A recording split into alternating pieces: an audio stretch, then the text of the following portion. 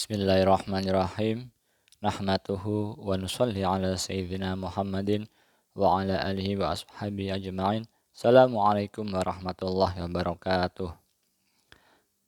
Kami menyapa Anda di Boyolali yang tercinta ini pada tanggal 14 Ramadan 1446 Hijriyah dengan mengucap Assalamualaikum warahmatullahi wabarakatuh. Pada hari Jumat yang mulia ini, kita akan melanjutkan pembahasan pada poin ketiga tentang pelanjutan daripada respon sang Nabi setelah mendapatkan wahyu Iqra bismi rabbikal ladzi khalaq, kemudian melanjutkan Al-Qalam, yaitu Nun wal qalami wa ma yastarun, demi pena dan apa yang mereka tuliskan. Dan Nabi ketika mendapatkan wahyu, beliau pun merasa takut akan amanah besar yang Allah telah percayakan kepada beliau. Setelah mendengar mengenai pengakuan Waraqah bin Naufal, seorang pendeta Nasrani, saudara daripada Sayyidatuna Khadijah, ini adalah namus. Engkau mengemban amanah yang sangat besar untuk menyampaikan kepada umat.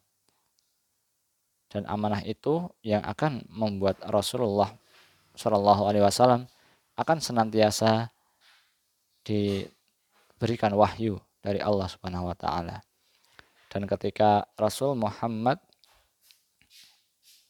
mengetahui kebenaran tentang beban berat wahyu yang ditanggungnya itu, beliau merasa ketakutan dan berlari ke rumah pada malam hari di keheningan malam.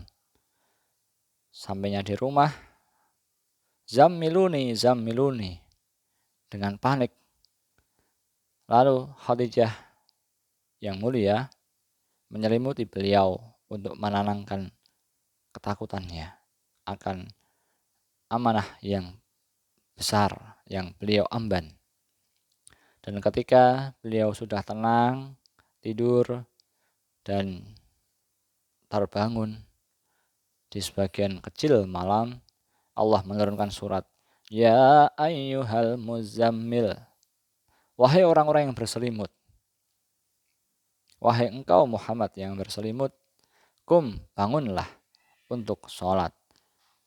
Qumil laila illa qalilan, kecuali sebagian kecil malam. Dan sholat yang kemudian dilanjutkan setengahnya atau lebih dari sepertiganya atau lebih dari seperdua setengahnya. Dan Allah Subhanahu Wa Taala menyuruh kita untuk mengatur sendiri waktu itu. Auratil Quran tartilan, dan bacalah Al-Quran dengan perlahan-lahan. Kenapa Allah Subhanahu Wa Taala menurunkan surat Al-Muzammil ini dikala beliau tenang dari ketakutan saat berselimut dan menyuruhnya bangun? Karena sesungguhnya ini syarat Rasul untuk senantiasa menjadi dirinya sendiri. Karena beban berat wahyu yang ditanggung itu akan membuatnya tertimpa banyak sekali distraksi, banyak sekali penolakan, sehingga membuat Rasul merasa berat.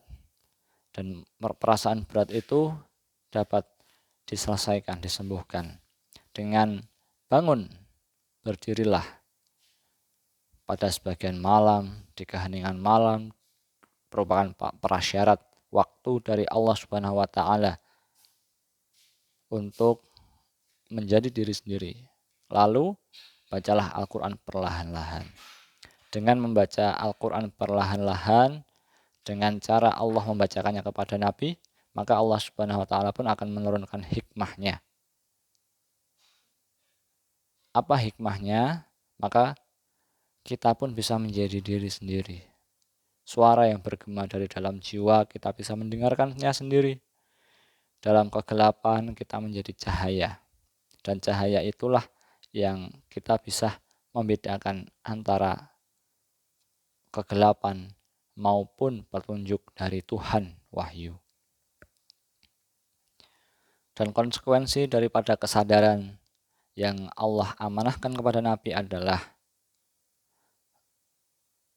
perkataan yang sangat berat, atau Nabi akan terus menerima wahyu atau petunjuk dari Tuhan. Dan perkataan beliau yang harus disampaikan kepada umatnya itu akan memberikan dampak yang sangat besar terhadap perubahan zaman, terhadap perubahan pola perilaku manusia sosial yang berimplikasi pada banyak sekali aspek kehidupan. Maka dari itu harus dikuatkan jiwanya.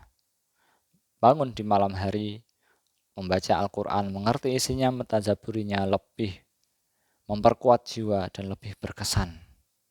Karena kita yang senantiasa terbiasa dengan melakukan sesuatu disuruh oleh orang lain atau merespon terhadap perubahan sosial maupun budaya, maka kita melakukannya di malam hari itu adalah kita ingin menjadi diri sendiri, seorang hamba yang bersimpuh di hadapan Tuhannya di malam hari dan berkesadaran bahwasanya aku adalah hamba dan Engkau adalah Tuhan ya Allah, itu bukan karena disuruh oleh orang lain.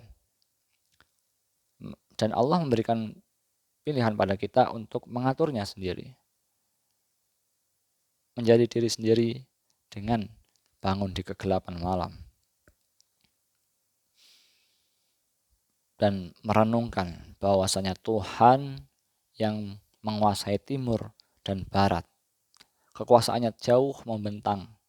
Meskipun kita melihat kegelapan di langit, waktu selalu berjalan, akan ada pagi hari yang kita akan beraktivitas di dalamnya, dan tentang apa yang harus kita lakukan di pagi, siang, hari yang penuh distraksi, penuh gangguan itu kita renungkan di malam hari lewat petunjuk ilahi, lewat ayat-ayat Allah Subhanahu wa Ta'ala. Dan tentunya ayat-ayat Allah yang kita renungkan itu harus menggunakan metodologi atau cara berpikir iman. Kenapa kita harus menghafalkan rukun iman yang 6 dan mengimani menjadi apa yang berdampak dari dalam hati dan menjadi perbuatan? Maka iman itu adalah tentang cara berpikir. Iman kepada Allah, maka kita pun menggunakan cara berpikir bahwasanya Allah itu ada dan mengatur segalanya lewat 99 Asmaul Husna.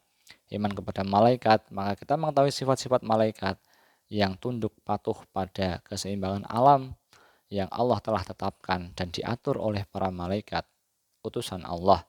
Lalu kitab-kitabnya kita mengimani dengan petunjuk Allah Subhanahu wa Ta'ala lewat firman-Nya, kita mengetahui apa yang dimaksudkan oleh Tuhan kita. Bagaimana cara kita hidup, bagaimana cara merespon keadaan. Dan Rasul telah menjadi suri tauladan, menyampaikan dengan amanah, dengan syidik, jujur. Tabligh yang amanah itu tadi, fatonah, cerdas, dengan cara yang cerdas. Dan kita imani setiap dari kita memiliki akhir atau ajal, hari akhir. Kita mengimani setiap dari kita memiliki batas waktu tertentu. Maka batas waktu tertentu itu sebenarnya bisa diubah dengan perbuatan kita yang bisa kita ubah seperti qadar. Dan kita tidak bisa mengubah karakteristik apa yang kita lakukan sebagai manusia seperti qada yang telah Allah tetapkan tentang sifat-sifat kita sebagai manusia. Maka kita tidak bisa menjadi jin, tidak bisa menjadi malaikat, tidak bisa menjadi hewan. Dan cara menjadi manusia adalah dengan beriman kepada Allah Subhanahu wa Ta'ala, yaitu merespon segala sesuatu dengan metodologi iman, terutama dengan mentazaburi ayat-ayat Allah di malam hari, dalam keheningan, dalam kesendirian, yaitu dengan cara berpikir iman, metodologi iman. Tidak hanya dihafal, dipahami, tapi juga dipraktekkan dengan cara kita berislam. Asyhadu an la ilaha illallah sebagai identitas kita. Kita pun harus tegas dan harus memiliki harga diri bahwa akulah orang yang Islam bersyahadat, akulah yang memiliki identitas ini, akulah yang seorang hamba Tuhan yang Maha Kuasa. Sekalipun seorang budak seperti Bilal, sekalipun meninggal dalam syahid seperti Amr, seperti Yasir dan Sumayyah. Amr bin Yasir yang selamat karena menyelamatkan imannya sendiri, tetapi tetap tetap berbicara bahwasanya aku ana minal muslimin. Maka diejawantahkan dengan sholat kerapian terhadap jamaah, relasi sosial, lalu menahan diri pada hal-hal yang terlarang untuk mendapatkan hikmah seperti puasa, dan berderma pada kepedulian sosial seperti zakat dan napak tilas sejarah. Dengan kita mengikuti apa yang benar seperti haji.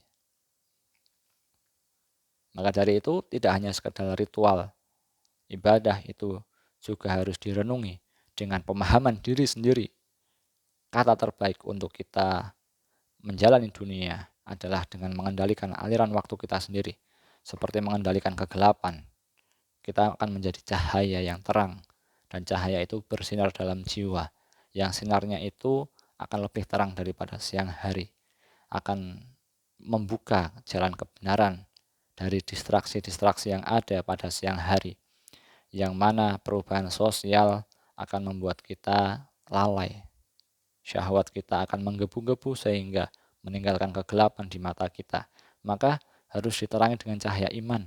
Dan cahaya iman itu hanya bisa dipikirkan dengan metodologi membaca kitab suci. Dengan cara Allah membacakannya pada Nabi. Yaitu tuntas. Yaitu berkesadaran. Yaitu dengan memahaminya dengan pemahaman diri sendiri. Bukan sama sekali otoritas dari pihak lain. Karena Allah telah mengisyaratkannya dalam surat Al-Muzammil. Bangunlah dari selimutmu, bangunlah dari ketakutanmu, dari kebodohanmu, dari ketidaktahuanmu akan masa depan. Sesungguhnya Tuhan, Allah Subhanahu wa taala akan memberikan petunjuk kepadamu, jalan yang terang. Ihdinas siratal mustaqim. Tunjukilah kami jalan yang lurus. Kita selalu berdoa selama 17 kali pada Al-Fatihah, maka Allah telah menunjukkannya jalan yang lurus itu dengan pemahaman yang mulia pada malam hari. Bangunlah di sebagian malam sebelum datangnya pagi yang terang untuk memahami ayat-ayat Allah Subhanahu wa taala untuk menjadi hikmah cahaya bagi diri sendiri. Wallahu minkum wa sallallahu ala sayyidina Muhammadin wa ala alihi wa ashabihi ajma'in. Assalamualaikum warahmatullahi wabarakatuh.